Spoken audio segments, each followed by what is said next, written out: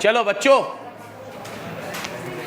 आज स्टार्ट करेंगे हम लोग AS 7 अकाउंटिंग स्टैंडर्ड 7।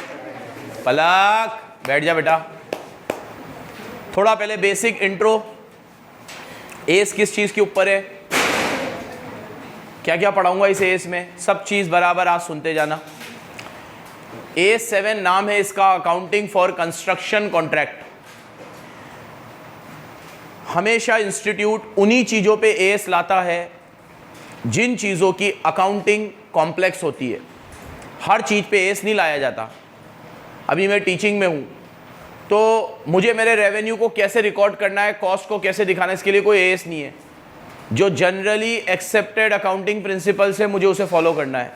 किसको फॉलो करना है? Generally accepted accounting principle. जैसे बच्चे को मैंने पढ़ाया, सर्विस दे दी, उसने मुझे फीस दे दी, फीस को मैं P&L के क्रेडिट साइड में डालूंगा, पढ़ाने में मेरा खर्चे लग रहे हैं, खर्चे को डेबिट साइड में डालूंगा, नेट प्रॉफिट निकाल लूंगा। Not a big deal. तो जहां पर सुनो मेरी बात, कॉम्प्लेक्सिटी होती है वहां पे AS आता है। अब मेरी फील्ड में कोई कॉम्प्लेक्सिटी नहीं है, सीधे सीधे इनकम रिकॉर्ड करो, खर्चे रिकॉर्ड करो, प्रॉफिट निकालो। ऐसे ही सैकड़ों ऐसे बिजनेस है जिसमें कोई कॉम्प्लेक्सिटी है ही नहीं, तो उसमें आप generally accepted accounting principle follow करो। लेकिन कंस्ट्रक्शन के काम में क्या होता है कि कई बार कंस्ट्रक्शन एक अकाउंटिंग पीरियड में शुरू होता है और सेवरल अकाउंटिंग पीरियड तक चलता ही रहता है। जैसे अभी अपना दिल्ली मुंबई एक्सप्रेसवे है, इसकी घोषणा 2019 में हुई थी और अभी 24 में मार्च में, अभी 24 चल रहा है, मार्च है, मार्च में इसका पूरा वो होना था उद्घाटन। लेकिन अभी भी बहुत सारा काम बाकी है, तो इसका उद्घाटन अब फेजेस में हो रहा है। ठीक है, कि गुजरात वाले रूट का हो गया क्योंकि उधर का पूरा हो गया हाईवे, ठीक है, कंप्लीट। राजस्थान में अपना पूरा हो गया, लेकिन ये मंडाना साइड से जो अपन मुड़ते हो थोड़ा सा बाकी है, ठीक है, उस वाला फेस का, तो इसलिए यहाँ रुका हुआ है अभी। ऐसे और जगह पे तो सोचो तुम, अगर किसी कॉन्ट्रैक्टर ने मुंबई एक्सप्रेसवे बनाने का ठेका लिया, सिर्फ राजस्थान वाली यूनिट का ही लिया, सुनना बराबर, तो राजस्थान वाली यूनिट बनाने के लिए उसकी आगे की यूनिटें जब तक कंप्लीट नहीं होंगी वो भी शुरू नहीं करेगा। अब 5 साल का ठेका उसने लिया, 5 साल में कंप्लीट हुआ, उसको पेमेंट मिली, तो अब वो क्या करे? रेवेन्यू को 5 साल में एक साथ रिकॉर्ड करे, कॉस्ट को भी 5 साल में एक साथ रिकॉर्ड करे। 5 साल में 2019 में सीमेंट का भाव क्या होगा, 20 में क्या होगा, 19 में सरिया कितना होगा, 20 में सरिया कितना होगा, रेती कितनी होगी, सब चीज की कॉस्टिंग चेंज हो जाती है। और वो क्या करेगा? गधे घोड़े सब एक समान, 5 साल में टोटल सरकार से इतना मिला, इतना लगा और रिकॉर्ड कर लो, प्रॉफिट निकाल लो। कितना गलत होगा। रादर देन उसे क्या करना चाहिए कि हर साल जितना जितना काम कंप्लीट हो रहा है उतना उतना रेवेन्यू और उतनी उतनी कॉस्ट उसे उसी अकाउंटिंग पीरियड में रिकॉर्ड करनी चाहिए। एग्री और नॉट?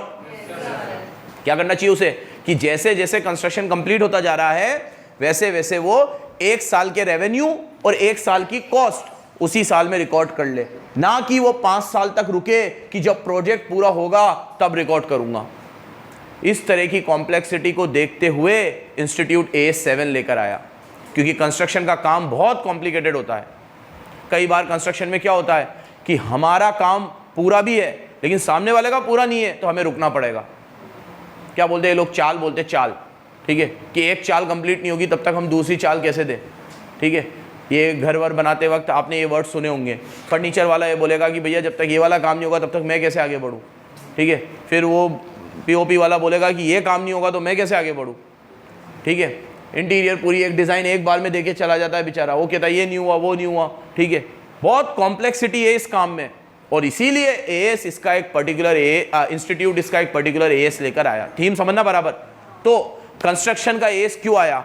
क्योंकि ये लाइन तुम लिखोगे क्योंकि कंस्ट्रक्शन का काम एक अकाउंटिंग पीरियड में शुरू होता है और सेवरल अकाउंटिंग पीरियड तक चलता है। तो कोई भी कंस्ट्रक्शन करने वाला कॉन्ट्रैक्टर उस रेवेन्यू और कॉस्ट को डिले नहीं कर सकता कि जब काम पूरा होगा तब रिकॉर्ड करेंगे। उसे आज ही रिकॉर्ड करना पड़ेगा जितना काम हुआ है। तो अब वो कितना रेवेन्यू आज रिकॉर्ड करे? आज मान लो सरकार ने पैसा ही नहीं दिया तो रेवेन्यू कैसे रिकॉर्ड करूं? सरकार ने कहा मैं तो पैसा दूंगा 5 साल बाद जब पूरा बन जाएगा, तब मैं कैसे रिकॉर्ड करूं? या मान लो सरकार ने पूरा पैसा एक साथ दे दिया, तो क्या पूरा रिकॉर्ड कर लूं? तो सर आपने ये तो बोल दिया रेवेन्यू रिकॉर्ड करना है, लेकिन कितना करना है ये तो बताओ सर। और कॉस्ट कैसे रिकॉर्ड करें सर? आधे अधूरे की कॉस्ट कैसे निकाले? अभी सीमेंट की रेटी तो ओ क्या बोलते हैं, कट्टा तो पूरा आया, लेकिन पूरा यूज नहीं हुआ, तो अब पूरे की कॉस्ट लूँ कि जितना यूज हुआ उसकी लूँ? There are an number of questions जिसके आंसर ये एस देगा, तो इसलिए ये एस लाया गया है ताकि हमें ये पता चले कितना रेवेन्यू रिकॉर्ड करना है, कितनी उसकी कॉस्ट रिकॉर्ड करनी है, किस अकाउंटिंग पीरियड में रिकॉर्ड करनी है। और पहले तो ये एस ये समझाएगा कंस्ट्रक्शन कॉन्ट्रैक्ट होते कौन से हैं, किस किस को कंस्ट्रक्शन माना जाएगा। हाँ बेटा, रॉ मटेरियल पे एस 2 लगेगा अगर हमारे पास ईयर एंड पे बचा हुआ है, ईयर एंड पे हमारे पास एस रॉ मटेरियल बचा हुआ है तो, क्योंकि वो फिर रॉ मटेरियल है, फिर वो काम में आया ही नहीं। लेकिन अगर काम में आ गया तो वो WIP बन गया और वो कंस्ट्रक्शन में किस तरीके से यूज़ किया जाएगा उस हिसाब से उसको रिकॉर्ड किया जाएगा। उसके कुछ इन्होंने प्रिंसिपल्स दिए हैं। पहले कॉस्टिंग में ये चैप्टर भी आता था, कंस्ट्रक्शन कॉन्ट्रैक्ट भी, पता नहीं आता है कि नहीं आता अभी नए सिलेबस में, पहले ये चैप्टर कॉस्टिंग में भी आता था। चलो, क्योंकि यहाँ कॉस्ट निकालने की बात होगी ना कि रेवेन्यू कितना ले, कॉस्ट कितनी ले, तो पहले एक बार इसका थोड़ा इंट्रो देख लेते हैं। There is a need to have AS for construction contract. Construction के लिए हमें एस क्यों लाना पड़ा? Because construction arises in 1 year and it generally cover more than 1 accounting year. ठीक है, कंस्ट्रक्शन किसी भी चीज का हो, फ्लाईओवर का हो, डैम्स का हो, मेट्रो लाइन का हो, बड़ी बड़ी बिल्डिंगों का हो, इसमें अक्सर टाइम लगता है। चला, बड़ी बड़ी बिल्डिंग छोड़ो, एक एक घर बनने में कई बार 4-4 साल लग जाते हैं। फिर घर कहते भी नहीं, हम उसे कोठी कहते हैं। ठीक है, तो आजकल लोग कोठियाँ बना रहे हैं। ठीक है, तो वैसी कंस्ट्रक्शन को भी यहाँ कवर किया गया है। अब एक बात आप बताओ, ये एस किसके लिए है? जो कंस्ट्रक्शन कर रहा है उसके लिए है, जो करवा रहा है उसके लिए? ऐसे तुम मत बोला करो ऐसे जल्दी जल्दी। कर रहा है उसके लिए हैंड रेस करो, जो कर रहा है, जो कर रहा है। अब जो करवा रहा है उसके लिए होगा ये, पिक्चर हो तुम। अबे जो करवा रहा है वो तो कंज्यूमर है, कंज्यूमर के लिए कभी एस आते हैं क्या? अभी मैं अपना घर बना रहा हूँ, मेरे को 4 साल लगेंगे, तो सर आप ये घर की कॉस्ट ऐसे कैलकुलेट करो, आधा इधर लो। अबे तो जैसे करना हो करो, तुम्हारी एस तुम्हारा घर है, बिजनेस कर रहे हो क्या तुम उसका? बिजनेसमैन के लिए, एंटरप्रेन्योर के लिए ये एस आते हैं, कंज्यूमर के लिए कभी एस आते हैं क्या? और कंज्यूमर रिकॉर्ड करके करेगा क्या? जब रिकॉर्ड करना हो तब करो। कौन सा इनकम टैक्स भरना है मुझे? तो भैया ये जो कंस्ट्रक्शन लाइन में होते हैं कॉन्ट्रैक्टर्स, ये एस उनके लिए है, कंज्यूमर को तो जो करना है करे। चलो, ये एक बात पहले, एक अकाउंटिंग पीरियड में कंस्ट्रक्शन स्टार्ट होता है और it covered several accounting period. Construction के examples flyover, dam, metro line, building, ये सब गवर्नमेंट के ठेके वेके सब कंस्ट्रक्शन में आते हैं। ठीक है, अब ये फिर वापस इसी को चार्ट फॉर्म में भी लिखेगा। एक अकाउंटिंग ईयर से ज़्यादा लगता है, फाइनल आउटकम आपको बाद में पता चलता है। अलोकेशन करना होता है हमें किसका? रेवेन्यू का और कॉस्ट का। किसका अलोकेशन करना पड़ता है? और ये जनरली लॉन्ग टर्म प्रोजेक्ट्स होते हैं। क्या होते हैं ये? अगर मेरा घर मैंने किसी कॉन्ट्रैक्टर को दिया बनाने को, हाँ कर लो, पहले कर लो।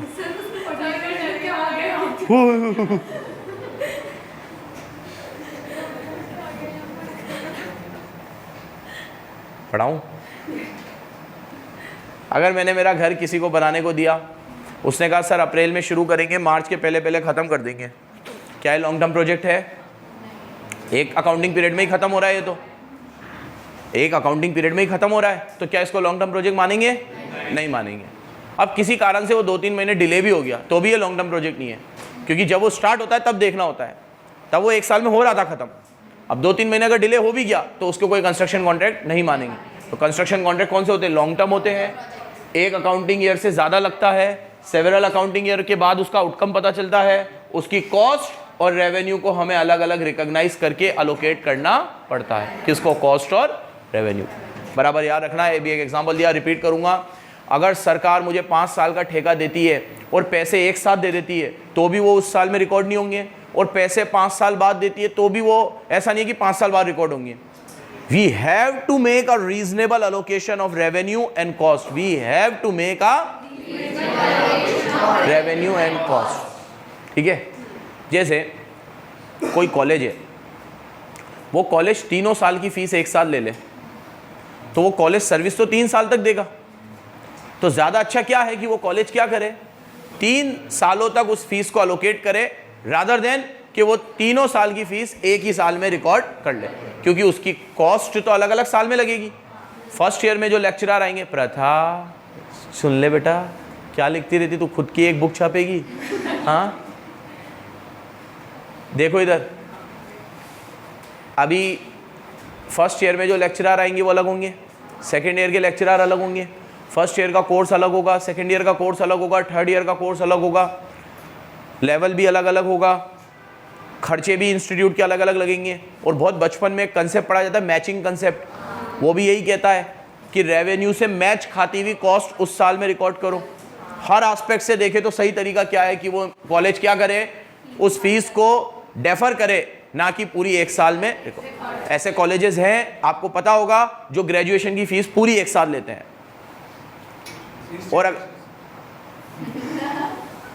इंस्टीट्यूट कौन ग्रेजुएट कराता है, बाउले कॉलेज ही कराएगा ना, इंस्टीट्यूट है कौन से है, हम तो नहीं लेते।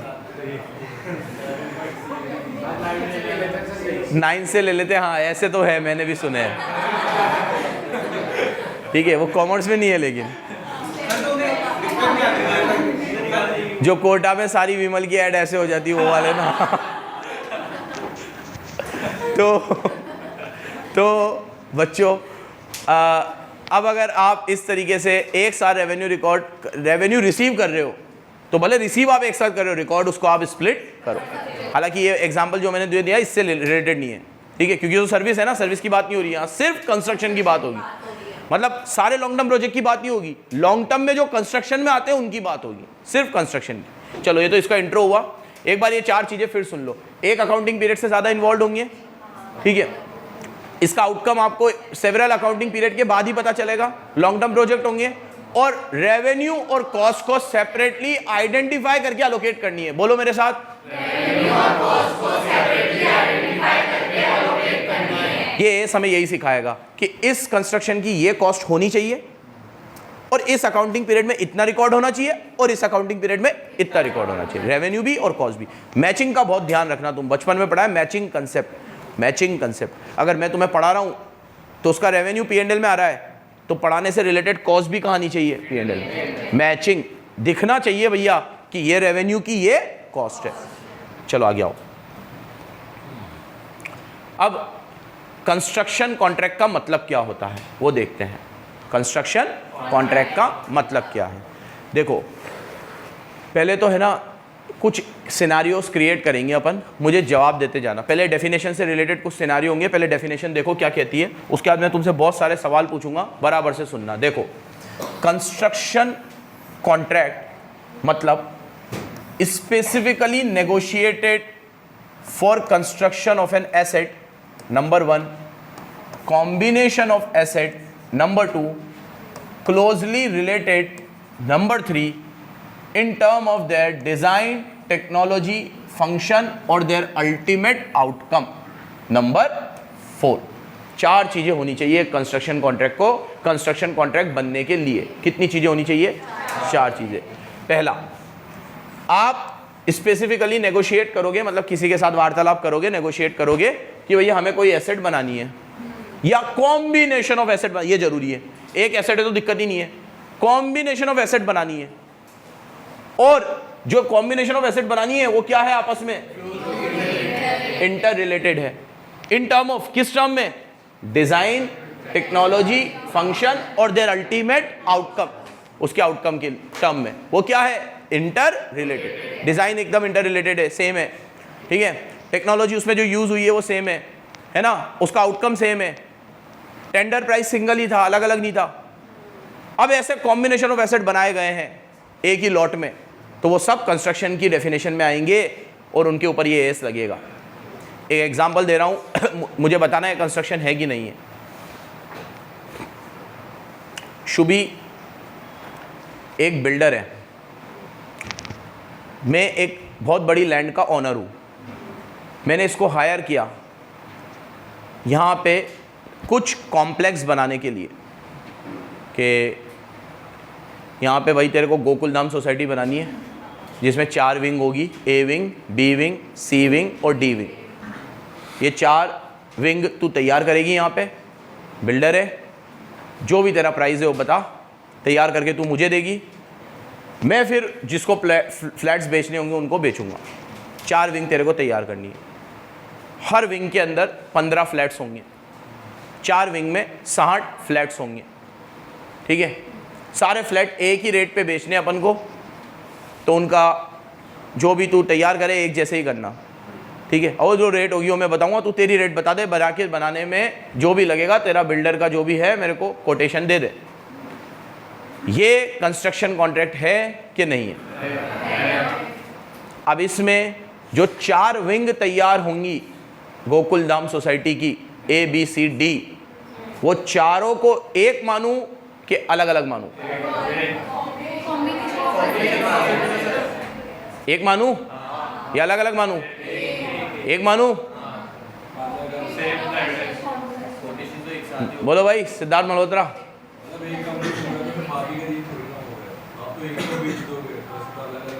ऐसे अलग अलग मानने चाहिए, एक कंप्लीट होगा तो आप एक को बेच दोगे, बाकी 3 के लिए रुकोगे नहीं। अच्छा अभी मैंने ऐसा कुछ बताया नहीं है तुम्हें कि बेचने से कुछ फ़र्क पड़ता है, बेचोगे कब इससे कोई फ़र्क नहीं पड़ेगा। यही चीज़ अब आगे पढ़ाई जाएगी कि कब कॉम्बिनेशन ऑफ एसेट को एक मानना है और सब कब को अलग अलग मानना है। अभी यहाँ तो एक मानूंगा, क्योंकि ये क्या बोल रहा है, कॉम्बिनेशन ऑफ एसेट जो क्या है, इंटर रिलेटेड है, ठीक है, और इंटरडिपेंडेंट भी है, इंटरडिपेंडेंट है, एक के ऊपर एक डिपेंडेंट भी है, और जिसमें टेक्नोलॉजी, डिजाइन, फंक्शन और अल्टीमेट आउटकम एक है। अल्टीमेट आउटकम मतलब मैं शुभी से एक विंग लूंगा ही नहीं अधूरी, मैंने कॉन्ट्रैक्ट ही क्या किया है, एक नेगोशिएटेड प्राइस है कि शुभी 4 विंग बना के मुझे देना, बेचूंगा मैं। तो अगर इसने एक विंग बना भी दी तो मैं इससे एक्सेप्ट नहीं करूंगा। मेरा पर्पस क्या था, वो डिजाइन मैंने बोला था सब जगह एक जैसी रखना, ठीक है। तो ये सारी चीजें सुनने के बाद ये कॉम्बिनेशन ऑफ एसेट को एक ही कंस्ट्रक्शन कॉन्ट्रैक्ट माना, 4 कंस्ट्रक्शन कॉन्ट्रैक्ट नहीं माने जाएंगे। अगर इसको 4 अलग अलग मानना हो तो उसके लिए भी कुछ गाइडलाइन है कि अलग कब माना जाएगा कॉम्बिनेशन ऑफ एसेट को और एक कब माना जाएगा। लेकिन पहले कंस्ट्रक्शन का मतलब यहां पे ये बताया गया है कि कंस्ट्रक्शन मतलब कोई एक एसेट बनाना या कॉम्बिनेशन ऑफ एसेट बनाना। एक बनाना तो है ही, कॉम्बिनेशन ऑफ एसेट बनाना भी कंस्ट्रक्शन में आएगा। कब? जब उसका अल्टीमेट डिजाइन, टेक्नोलॉजी, आउटकम क्या हो, सेम हो, और वो प्रोजेक्ट इंटर रिलेटेड हो। क्या हो? क्या हो? बढ़ू आगे। ये AS7 में किसका मतलब बताया गया है, कंस्ट्रक्शन कॉन्ट्रैक्ट। 4 चीजें बराबर याद रखना, asset, combination of asset, closely related, and their design, technology, function and outcome same हो, मतलब वो सब एक दूसरे के ऊपर निर्भर हो। एक बनेगा तो ही दूसरा बनेगा, दूसरा बनेगा तीसरा बनेगा, चारों में डिजाइन सेम हो, टेक्नोलॉजी सेम हो, उनका नेगोशिएटेड प्राइस सेम हो, कॉन्ट्रैक्ट भी एक ही बंदे से हुआ है, ऐसा नहीं है कि 4 विंग ये 4 लोगों के लिए बना रही है, सब कुछ सेम है। तो वो चारों कभी भी कंप्लीट हो, वो चारों एक ही कंस्ट्रक्शन में माने, और जब तक वो चारों कंप्लीट नहीं हो जाती तब तक मेरा कंस्ट्रक्शन कॉन्ट्रैक्ट कंप्लीट नहीं माना जाएगा, ठीक है। यही सब टर्मिनोलॉजीज हमें आगे बहुत काम आने वाली है, ध्यान से सुनना। अब ये कह रहा है कि construction contract negotiated for single asset के लिए भी होता है, जैसे ब्रिज बनानी है, बिल्डिंग, डैम, पाइपलाइन बनाना है, और कई बार कंस्ट्रक्शन नंबर ऑफ एसेट्स के लिए भी होता है कि एक बनेगी, फिर दूसरी बनेगी, फिर तीसरी बनेगी, फिर चौथी बनेगी। बिना एक के दूसरी नहीं बन सकती, बिना दूसरी के तीसरी नहीं, और तीसरी के बिना चौथी नहीं, पार्ट्स में होगा। जैसे इसमें वही है कि अभी जो मैंने बनाया कि दिल्ली मुंबई एक्सप्रेसवे कितनी स्टेट से होके गुजर रहा है, मेरे को एग्जैक्ट याद नहीं, देखो गिने अगर अपन गुजरात में है, ठीक है, राजस्थान, मध्य प्रदेश, महाराष्ट्र, क्योंकि मुंबई में ख़त्म होगा, ठीक है, यूनियन टेरिटरी में दिल्ली, हरियाणा को भी होके गुजरेगा, 6 वो गिन लिया मैंने, यूपी से, हाँ यूपी नहीं है, तो मतलब ऑन एन एवरेज 6 स्टेट और यूनियन टेरिटरी से होके गुजर रहा है, 5 स्टेट और 1 यूनियन टेरिटरी, 6 जगह से, और 6 के 6 पे अलग अलग स्टेट गवर्नमेंट्स, उनकी अप्रूवल, ये सारी चीज़ें, तब जाके पूरा बनता होगा। और प्रोजेक्ट सेंट्रल गवर्नमेंट का, ठीक है, कितनी सारी चीज़ें, बीच में कितनी फॉरेस्ट की लैंड आती होगी, हमारे यहाँ फॉरेस्ट का अलग मसला चलता है और फॉरेस्ट अपनी ज़मीन देता नहीं है बहुत आसानी से, ठीक है। तो फिर उनको मनाना, ये सब परमिट्स वगैरह, कितना कॉम्प्लिकेटेड काम। अब ये पूरे के पूरे को भी एक कॉन्ट्रैक्ट माना जाएगा अगर ये एक ही बंदे से हुआ है, लेकिन ऐसा होता नहीं। जिसको यहाँ एक ही, तुम्हें पता है 10 किलोमीटर का टेंडर एक बंदे को मिलता है और अगले 10 किलोमीटर का दूसरे को मिलता है, ठीक है। हाँ भाई यही है, हाँ यही है, ठीक है। ऐसे ही तो पैसा खाया जाता है सरकारी ठेकों में। हाँ हाँ 1 किलोमीटर ही बोला है, सही बोला है, इतनी होती है भाई, प्रोजेक्टेड यही है। चलो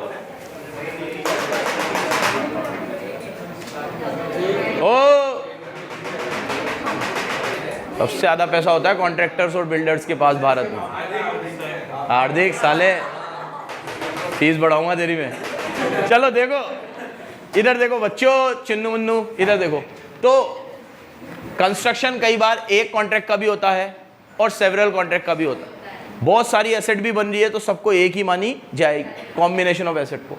अब इसमें बोला है कि ये एस किन किन चीज़ों पे लगेगा। हर बार एस में ये पढ़ाता हूँ मैं तुम्हें कि किन किन चीज़ों पे लगेगा। तो नंबर 1 कंस्ट्रक्शन पे तो लगेगा, उसका मतलब तो बता ही दिया। कंस्ट्रक्शन में अगर कोई सर्विस यूज़ हो रही है, कंस्ट्रक्शन में कोई सर्विस यूज़ हो रही है तो उन लोगों को भी ये एस फॉलो करना है। जैसे बेस्ट एग्जाम्पल आर्किटेक्ट। कंस्ट्रक्शन अपनी सर्विस किससे लेता है? तो एक कॉन्ट्रैक्टर है उस पर तो ये एस लगेगा, आर्किटेक्ट पे भी लगेगा। तो आर्किटेक्ट को अपना रेवेन्यू कैसे रिकॉग्नाइज करना है वो भी एस बताएगा। और उसे कॉस्ट, उसकी कॉस्ट तो वैसे कुछ होती नहीं है क्योंकि तो बस आना जाना जो लग रहा है वही कॉस्ट है उसकी। आर्किटेक्ट का तो सर्विस का काम है, ज़्यादा कॉस्ट होती नहीं है, बट स्टिल जो भी कॉस्ट है और जो भी रेवेन्यू है उसको एस के हिसाब से फॉलो करने पड़ेंगे। तो देखो number 1 AS7 will also applicable to all those contract for rendering services which are directly attributable or related to construction of asset। अगर एसेट देने से रिलेटेड कोई सर्विस है तो उसके ऊपर भी एस लगेगा। एग्जाम्पल इसने वही दिया है आर्किटेक्ट। मुझे और एग्जाम्पल दो जहां पे एक कंस्ट्रक्शन का काम चल रहा है लेकिन वो करने के लिए कोई सर्विसेज लेनी पड़ेगी आर्किटेक्ट के अलावा। और क्या सर्विस लेनी पड़ती है मुझे? Interior designer, very good, civil engineer. और ये सब कौन है? सर्विस प्रोवाइडर है ये। सिविल इंजीनियर कौन है? Service provider. आर्किटेक्ट कौन है? इंटीरियर डिजाइनर कौन है? Service provider. ये सब लोग अपनी सर्विसेज किसको दे रहे हैं? कंस्ट्रक्शन करने वाले को। तो कंस्ट्रक्शन से जुड़ी हुई है इनकी सर्विस, तो इनके ऊपर भी एस लगेगा। और कंस्ट्रक्शन करने वाले पे तो एस लगेगा ही लगेगा, उस पे तो लगेगा, लेकिन उसके साथ हमारे पे भी एस लगेगा। सो एस लगने का क्या मतलब है? एस लगना कोई टैक्स लगेगा ये नहीं है, एस लगेगा मतलब जो अकाउंटिंग प्रोसेस वो कॉन्ट्रैक्टर फॉलो करेगा वही अकाउंटिंग पॉलिसी मुझे भी फॉलो करनी पड़ेगी। अगर मैं आर्किटेक्ट हूँ, इंजीनियर हूँ, तो इन लोगों पे एक तो एस लगता है। बराबर सुनते जाना। फर्स्ट। नंबर 2, अगर आपको कोई ऐसा प्रोजेक्ट मिला है जिसको आपको डिस्ट्रॉय करके रीस्टोर करना है, जैसे कोई बिल्डिंग है, बोला है पहले इसको पूरी गिराना फिर नहीं बनाना, ठीक है। अभी मैं जहाँ पे रहता हूँ तो वो जो मेरे दोस्त की ही घर था लेकिन पुराने समय में बना हुआ था, तो किसी बिल्डर को दिया और बोला आप इसको नया करके दो। तो उन्होंने कहा भाई इसको पूरा गिरा देते पहले, फिर ढंग से फ्लैट्स बनाते, तो आपका घर है, आपको एक फ्लैट मिल जाएगा, बाकी के जो मैं बेचूंगा उससे मेरी प्रॉफिट निकल जाएगी, ठीक है। तो उन्होंने जो 3 लोगों के घर थे वहाँ, तो 3 लोगों को तो दे दिए एक एक फ्लैट, ठीक है। और 3 फ्लैट एक्स्ट्रा निकले वो बेच दिए, तो उसमें 6 फ्लैट निकले। उस 3 फ्लैट की कॉस्टिंग से जो बेचे उससे वो बन भी गया पूरा और उस ठेकेदार का प्रॉफिट भी निकल गया और सब कुछ हो गया। ऐसे प्रोजेक्ट आजकल बहुत चल रहे हैं क्योंकि इंडिया में बहुत सारे घर पुराने समय में बने हुए हैं और अब उनके पास पैसे भी नहीं है नया बनाने की। तो ये सबसे बढ़िया टेक्निक है, किसी ठेकेदार को हायर करो, बिल्डर को बुलाओ या कॉन्ट्रैक्टर को बुलाओ। कॉन्ट्रैक्टर बोलेगा भैया मैं इसको, क्योंकि वो जब फ्लैट निकालता है तो जगह भी कम देता है थोड़ी, उससे एक्स्ट्रा फ्लैट निकलेंगे, एक के ऊपर एक बनेंगे, जो एक्स्ट्रा फ्लैट निकलेंगे उससे कंस्ट्रक्शन की कॉस्ट भी निकल जाएगी, प्रॉफिट भी हो जाएगा, ठीक है उसको, और आपको अच्छा घर भी मिल जाएगा। तो ये स्कीम बहुत चल रही है। तो अगर कोई बंदा इस तरह का प्रोजेक्ट हाथ में लेता है जो फ्रेश नहीं है, जहाँ पे पहले एक बिल्डिंग को डिस्ट्रॉय करना पड़ेगा फिर नहीं बनानी पड़ेगी, उनके ऊपर भी एएस एप्लीकेबल होता है। तो सेकंड किस पे एप्लीकेबल होता है? Contract for destruction and then restoration, ठीक है, डिस्ट्रक्शन एंड देन, ये कह रहा है इन्वायरमेंटल पर्पस से, किसी भी पर्पस से होना क्या फर्क पड़ रहा है, डिस्ट्रॉय हो गया रिस्टोर हुआ है तो उसके ऊपर एएस एप्लीकेबल होगा। अब मेरी बात सुनो,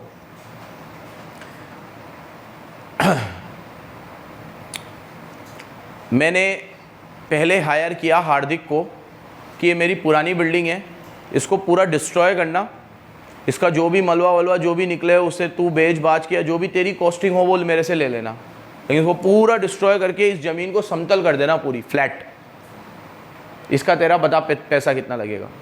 और फिर मैंने एक बुलाया रोहित को कि अब तेरे को इसके ऊपर बिल्डिंग बनानी है, फ्लैट व्लैट बेचने हैं, तो 2 कॉन्ट्रैक्ट किया अलग अलग, AS7 दोनों पे लगेगा कि सिर्फ हार्दिक पे या सिर्फ रोहित पे?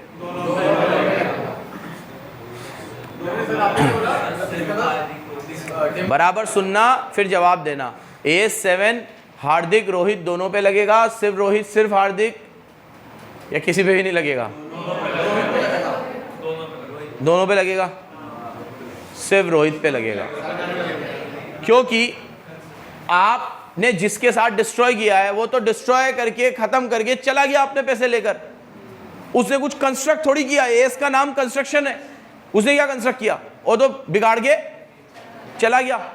कंस्ट्रक्ट तो अब रोहित करेगा, तो ये एस सिर्फ रोहित पे लगेगा। अब ये दोनों काम मैंने रोहित को ही दिए होते, जो यूजुअली 99% ऐसा ही होता है कि जिसको ठेका दिया जाता है उसी को बोला जाता है कि तुम्हें डिस्ट्रॉय करके समतल करके फिर बनाना, क्योंकि अलग अलग कहाँ जने में ऐसे कोई अलग ऐसे कोई फॉर्म भी नहीं होती कि एक डिस्ट्रॉय करने वाली फॉर्म है एक बनाने वाली अलग है, ठीक है। अगर हो भी सही तो उनके ऊपर ये एस नहीं लगेगा, ये याद रखना। Destruction and restoration should be part of your construction contract. If these two contracts are different then AS will be applicable for those construction contractors who will construct the building। जो construct करेंगे उनके ऊपर S लगेगा, जो destroy करेगा उस पर क्यों लगेगा, वो तो खराब करके चला गया, ठीक है। तो ये दोनों एक साथ होने चाहिए, ये याद रखोगे तुम। किस किस के ऊपर एस लगेगा? एक तो सर्विस प्रोवाइडर्स पे जो उससे जुड़े हुए हैं, दूसरा डिस्ट्रक्शन एंड रेस्टोरेशन साथ में हो रहा है तो। हाँ बेटा बोल।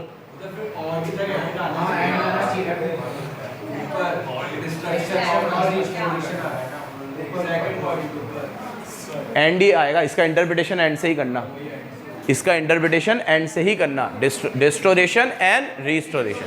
तुम खुद सोचो, अगर कोई बंदे के साथ कॉन्ट्रैक्ट, अभी उसने उस सेंस में भी यूज़ किया है कि 99% अलग अलग होते ही नहीं है, ये तो मैंने एग्जांपल क्रिएट किया, लेकिन आप खुद सोचो एक बंदा सिर्फ वो बिल्डिंग को डिस्ट्रॉय करके चला जाएगा, तो इस एस का नाम ही कंस्ट्रक्शन कॉन्ट्रैक्ट है। उसने कंस्ट्रक्शन कहाँ किया, वो तो खत्म करके चला गया, ठीक है, तो वो एस इस पे एप्लीकेबल नहीं होगा, ठीक है, याद रखना बराबर। रेंडरिंग सर्विसेज वाला हो गया, और अगर negotiated for the construction of an asset और कॉम्बिनेशन ऑफ, 3 चीजें बताइए मैंने आपको, आप एक बनाओ या कॉम्बिनेशन ऑफ एसेट बनाओ, अगर वो इंटर रिलेटेड है तो पूरे पे लगेगा, सर्विसेज है तो उस पर भी लगेगा, और डिस्ट्रक्शन एंड रिस्टोरेशन साथ में हो रहे हैं तो उन पे भी लगेगा। ये हमने पढ़ा किस एंटिटी पर AS7 एप्लीकेबल है, और उसके पहले पढ़ा कंस्ट्रक्शन का मतलब क्या होता है। क्या पढ़ा? कंस्ट्रक्शन का मतलब क्या होता है, समझ गए बराबर। एक लास्ट टॉपिक और पढ़ लो। हाँ बेटा। सर मतलब अभी कोई कॉन्ट्रैक्टर उसने मतलब बस कंस्ट्रक्ट की उसमें कुछ इंटीरियर वर्क वगैरह कुछ भी नहीं किया, तो उसमें अलग से उसमें अपनी सर्विस प्रोवाइड की, इंटीरियर डिजाइनर या सिविल इंजीनियर जो भी उसमें अलग से प्रोवाइड की, तो फिर उन पे एस लगेगा कि नहीं लगेगा? लगेगा ना। किस पे लगेगा कि नहीं लगेगा? आर्किटेक्ट वगैरह पे लगेगा ना, वो सर्विसेज दे रहे हैं। लेकिन बेसिक मत भूल जाना, बेसिक मत भूल जाना, कंस्ट्रक्शन एक अकाउंटिंग पीरियड में शुरू होकर सेवरल अकाउंटिंग पीरियड में ख़त्म होना चाहिए। तुम जो घर वर बनवाते हो वो एक अकाउंटिंग पीरियड में शुरू होकर यूजुअली उसी अकाउंटिंग पीरियड में खत्म हो जाते हैं, क्योंकि महंगाई इतनी ज़्यादा है। अपन खुद कोशिश करते हैं कि जब जेब में पैसा हो तब शुरू करवाएंगे, ताकि अटका ना रहे, साल भर में ख़त्म हो जाए, साल नहीं तो ज़्यादा से ज़्यादा 1.5 साल, इससे ज़्यादा नहीं लगना चाहिए, तो उनके ऊपर नहीं लगेगा। ये बड़े बड़े लॉन्ग टर्म प्रोजेक्ट्स पे लगेगा, आप जो घर वर बनाते हो उस पर नहीं लगेगा ये। क्यों कैसे लगेगा? वो उस साल में पूरा हो जाता है। समझे नहीं समझे? एग्जाम्पल देखो, XY contract with AB, XY ने AB से कहा कि 2 रेसिडेंशियल बिल्डिंग बनाएंगे, वही गोकुलधाम सोसाइटी में A विंग और B विंग बनाएंगे। Construction will begin simultaneously, construction भी एक साथ ही शुरू होगा। बिल्डिंग मटेरियल, कंस्ट्रक्शन का सामान और सब कुछ पैरेलल चलेगा कॉस्ट सेविंग करने के लिए। क्या सेविंग करने के लिए? दो क्या साथ में लगाते हैं ना तो कॉस्ट सेविंग होती है। इसीलिए तुम जितने भी बिल्डर देखो वो कोशिश करते हैं कि सारे प्रोजेक्ट उनके एक साथ चले, ठीक है, ताकि यहाँ से वहाँ लेबर शिफ्ट हो जाती है, माल कई बार यहाँ पे ज़्यादा आ जाता है तो वहाँ यूज़ हो जाता है। आर्किटेक्ट आता है दोनों बिल्डिंग को साथ में देख के चला जाता है, पैसे कम लेता है। सिविल इंजीनियर आता है दोनों का इंस्पेक्शन एक साथ करके चला जाता है, पैसे कम लगते हैं, ठीक है। अक्सर होता है ये कि अपन 2 या 3 का साथ में चलाते हैं तो उससे बिल्डर को बहुत फ़ायदा होता है। फिर ये सब चीज़ें हम साथ में चला रहे हैं। This also help to achieve timely completion, इससे दोनों चीज़ें एक साथ कंप्लीट भी हो जाती है। और negotiated at a consolidated price, इसका प्राइस भी एक है। वही एग्जांपल है जो मैंने भी दिया कि मैंने शुभी को कहा एक गोकुलधाम सोसाइटी है, वहाँ पे तेरे को ए विंग 2 विंग बनानी है और उसका कॉन्ट्रैक्टेड प्राइस भी एक होगा, इसमें भी 15 फ्लैट बनाना, इसमें भी 15 फ्लैट बनाना, 2 बिल्डिंग तैयार करके मुझे दे दे। ये सब कुछ हो गया। अब the above example suggest that there is only single contract, यहाँ एक ही कॉन्ट्रैक्ट है और क्लोजली रिलेटेड है सारी बिल्डिंग है, दोनों बिल्डिंग है, ठीक है, तो दिस रिप्रेजेंट्स अ कंस्ट्रक्शन, इसको कंस्ट्रक्शन कॉन्ट्रैक्ट माना।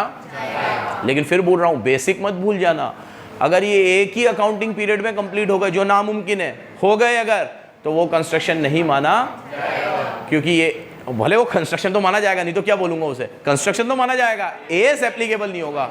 एएस 7 सिर्फ लॉन्ग टर्म प्रोजेक्ट्स पे लगता है जो शुरू होते हैं एक अकाउंटिंग पीरियड में, कंक्लूड होते हैं सेवरल अकाउंटिंग पीरियड में, शुरू एक में, कंक्लूड बहुत सारे में, उनके ऊपर ये एस एप्लीकेबल होगा। हाँ बेटा, जैसे एक कॉन्ट्रैक्टर है, इसका एक कॉन्ट्रैक्ट है लॉन्ग टर्म और एक शॉर्ट टर्म, तो उसका पीएनएल अलग-अलग बनेगा, एक ही में करेगा। पीएनएल तो एक ही बनता है बेटा, पीएनएल तो एक ही बनता है ना, पीएनएल थोड़ी 4 बार बनेंगे, पीएनएल एक बनेगा, लेकिन जो शॉर्ट टर्म है उसका तो पूरा रेवेन्यू और पूरी कॉस्ट रिकॉर्ड कर लो। लॉन्ग टर्म वाले का जो इस साल में हुआ है वो रेवेन्यू और वो कॉस्ट रिकॉर्ड करो, बाकी की बाद में देखो। अभी रिकॉर्डिंग का तो कुछ सिखाया ही नहीं तुम्हें, पहली क्लास है आज। रिकॉर्ड कैसे करना है ये तो सब आगे आएगा, कि रेवेन्यू को कैसे रिकॉर्ड करना है और कॉस्ट को भी। तो बस ये समझ रहे हैं कंस्ट्रक्शन है क्या, कंस्ट्रक्शन का ये किन किन पे एप्लीकेबल है, बेसिक चल रहा है। एक चीज और सुन लो, बाकी कल देखेंगे। एक सोल ट्रेडर है, उसने डीएम कंस्ट्रक्शन को कहा कि टू डिसमेंटल हिज ऑफिस, कि पहले मेरा पूरा ऑफिस गिरा और फिर नया स्क्रैच 0 से स्टार्ट कर और नया बना के दे। क्या है ये? कंस्ट्रक्शन कॉन्ट्रैक्ट, क्योंकि इसमें देखो ये बात लिखी हुई है, इट इंक्लूड बोथ डिमोलिशन, तो वहां और का मतलब एंड से है, और का मतलब एंड से है, क्योंकि डिमोलिशन भी होना चाहिए, कंस्ट्रक्शन भी होना चाहिए। मैंने किसी को कहा इसको डिमोलिश कर दे, फ्लैट बना के चला जा, मतलब फ्लैट कर दे इसको और बस मैं इसको एज अ प्लॉट बेचूंगा, ठीक है। जैसे ये बिल्डिंग है मेरी, किराए पे नहीं जा रही है, कुछ प्रॉब्लम हो रही है, ठीक है, भूत प्रेत के साए है, तो मैंने किसी को बुलाया, मैं कहा गिरा दे पूरी तुम्हारी एस्टेस, ठीक है, फिर पूजा वूजा कराऊंगा, हवन उन कराऊंगा, सब सही करके 2-3 साल बाद इसको एज अ प्लॉट बेचूंगा, तो वो गिरा विरा के चला गया। अब ये कोई कंस्ट्रक्शन तो हुआ नहीं, तो AS 7 एप्लीकेबल नहीं हो। समझ गए? कल देखेंगे बाकी। हाँ पलक, इसको बंद कर दे बेटा।